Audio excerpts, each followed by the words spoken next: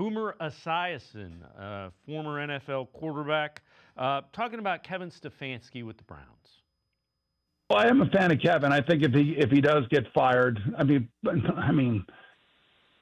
back to draft day. Okay, they got Dylan Gabriel in the third round, and then obviously we're all sitting there wondering what's going on with Shedeur. And then when the Browns take Shedeur Sanders, and I kind of looked at his face, and I know Kevin a little bit. I don't know enough to interpret all facial expressions, but I think we all are human beings, and we see that face and that look, and it didn't look like he was very happy about all of this, and because it creates distraction and it creates conversation, I guess, which is great for those of us who work in our world, but for the coach who wants to keep everything in-house, wants to keep things tight, and now all of a sudden you have all these outside influences coming in and distracting your football team, it never works. So I would probably say I would lean towards they're probably going to move away. I would just say just by the longevity of losing, the decisions that have been made, and some of them have not been his fault.